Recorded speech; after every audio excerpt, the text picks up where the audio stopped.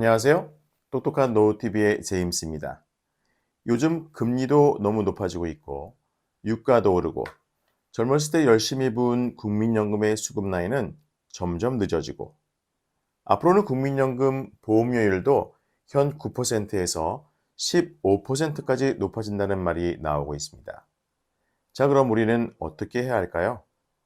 만 65세 이상만 되면 웬만큼 사는 부부 가구도 기초연금을 2024년부터는 월 55만 원을 받을 수 있다고 하는데 여러분들은 신청하실 준비가 되셨나요? 혹시 난 집도 있고 국민연금도 있고 소득도 어느 정도 있으니까 그 소득 하위 70%에 속하는 어려운 사람들만 받는 기초연금은 신청할 이유가 없다고 생각하는 분이 계실지도 모르겠습니다.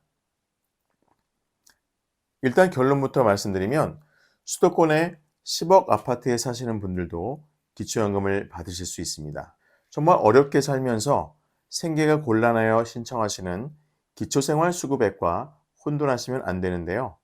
만 65세 이상 어르신들의 노후를 보다 윤택하게 만들고자 정부에서 시행한 사회복지 서비스인 만큼 꼭 혜택을 누리시길 바랍니다.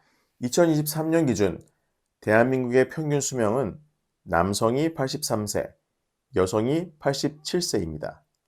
남성과 여성을 합한 평균 수명이 85세라고 생각했을 때 65세부터 받을 수 있는 기초연금을 20년 동안 받을 수 있는 어마어마한 액수입니다. 2024년부터는 단독가구 기준 매달 33만 4천 원씩 나오는 기초연금을 20년 동안 받으신다면 과연 얼마가 될까요? 자그마치 8천만 원이 넘습니다.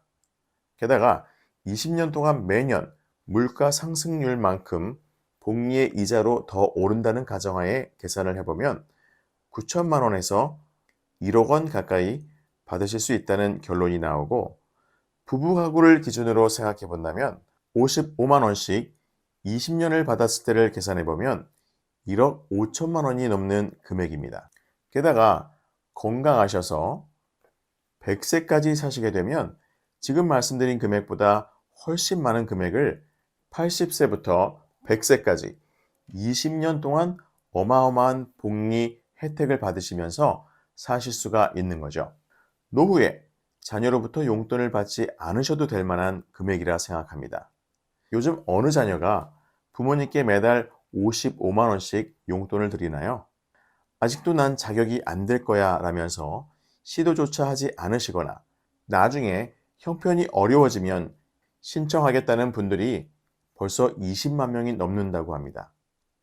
만 65세가 도래하시거나 이미 넘으신 분들도 앞으로 100세 시대에 돈 걱정 없이 사시려면 하루라도 빨리 신청하시기 바랍니다. 여기서 중요한 사실은 아무리 자격 조건이 되신다고 해도 신청을 하지 않으시면 그 돈은 그냥 국고에 쌓여 있는 겁니다.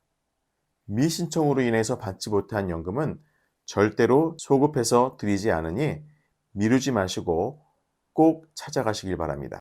대한민국이 OECD에 가입이 되어 있다는 것은 웬만한 분들은 다 아실 것이라 생각합니다.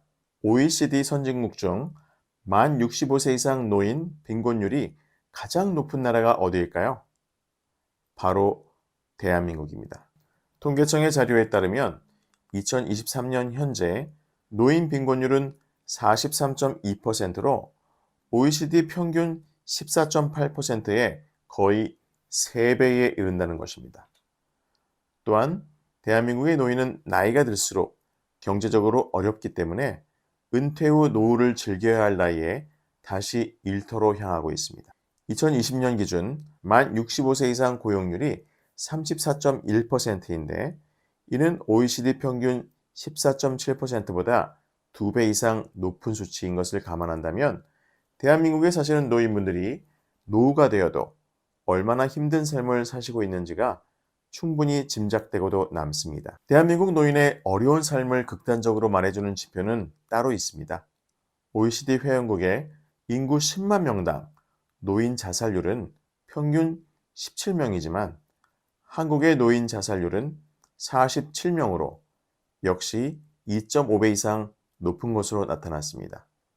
이는 전 국민 연금 제도가 잘 정착된 미국, 일본, 영국, 핀란드 등에서는 연금 제도 정책과 함께 노인의 자살률이 낮아지는 것과 비교한다면 정반대의 상황이라고 할 수 있습니다. 이렇듯 빈곤율, 고용률, 자살률이 OECD 평균보다 2배 이상 높은 상황을 심각하게 받아들여 이번 정부부터라도 반드시 기초연금을 노인 전체에게 지급해야 하는 이유가 있습니다. 기초연금을 노인 전체에게 지급해야 하는 이유 첫 번째는 국민연금 때문입니다. 유럽의 복지 선진국에서 노인 빈곤 문제가 심각하지 않은 이유는 공적 연금 제도가 이미 100년 전부터 도입되어서 대다수의 노인들이 그 혜택을 보고 있기 때문입니다. 하지만 우리의 경우는 공적연금인 국민연금이 1988년 처음 시행됨으로써 2020년 기준 국민연금 수급률이 38.3%에 그치고 있고 평균 수급액도 월 56만 원에 불과한 상황입니다. 사실 평균은 56만 원이라고 하지만 이 중 50% 이상이 월 40만 원 미만의 국민연금을 받고 있는 상황을 고려한다면 어르신들의 노후를 책임지고 있는 국민연금의 수급액이 기초연금과 비슷한 수준이니만큼 나의 노후를 책임지는 연금이 아닌 매달 나오는 용돈 정도라는 표현이 더 어울리지 않을까 생각합니다. 현재 윤석열 정부에서는 소득 대체율 40%를 그대로 유지하겠다고 밝혔습니다. 여기서 소득 대체율이란 은퇴 전 평균 소득 대비 은퇴 후 국민연금을 얼마나 받을 수 있는지를 나타내는 비율입니다. 따라서 은퇴 전 평균 소득이 200만 원이었다면 은퇴 후엔 40%인 80만 원 정도를 받을 수 있다는 것이지만 지금 이렇게 받을 수 있을까요? 여기에는 가입기간이라고 하는 아주 좋지 못한 꼼수가 숨어 있습니다. 왜냐하면 소득 대체율은 20세에서 60세까지 40년간 국민연금에 가입했을 때의 비율인데 현재 우리나라의 국민연금 평균 가입 기간이 20년 정도인 것을 감안한다면 실제 소득 대체율은 그 절반인 20% 정도밖에 되지 않는다는 것입니다. 국민연금의 소득 대체율을 운운하면서 어르신들을 헷갈리게 하는 정책은 반드시 시정되어야 할 것입니다. 기초연금을 노인 전체에게 지급해야 하는 이유 두 번째는 기초연금의 형평성 문제입니다. 2023년 현재 기초연금은 만 65세 이상 소득 하위 70%인 어르신들이 받으실 수 있습니다.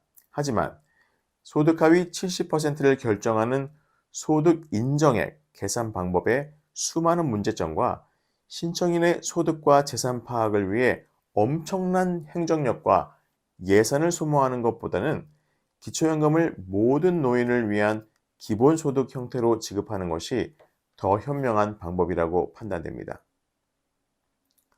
또한 윤석열 정부에서 추진하고 있는 약자 복지, 즉 선택적 복지는 기초연금의 선택적 지급이 아닙니다.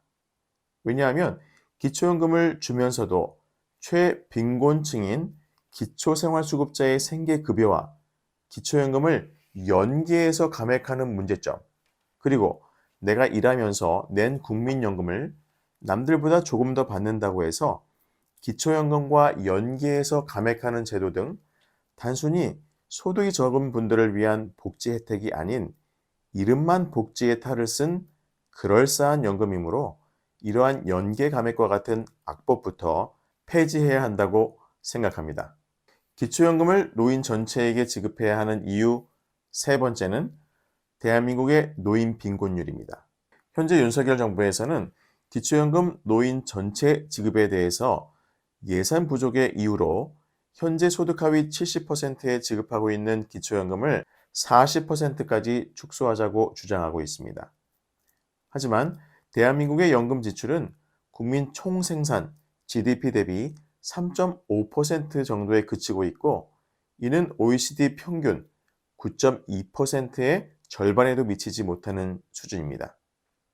현재 해마다 공무원 연금, 군인 연금의 부족분을 채우기 위해서 매년 10조 원씩 세금을 투입하면서도 기초연금 노인 전체 지급에 대해서는 이런저런 핑계를 대면서 노인 빈곤율에 대한 정부의 책임을 회피하는 것은 정말 무책임한 정책이라고 할 수 있겠습니다.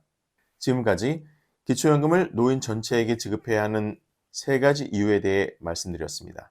현재 여당에서 추진하고 있는 선택적 복지보다는 오히려 지급 대상을 노인 전체로 확대하고 빈곤층에 해당하는 노인은 기초생활보장제도를 개선해서 혜택을 확대해 나가는 방법이 현실적으로 가장 타당하다고 할 수가 있겠습니다.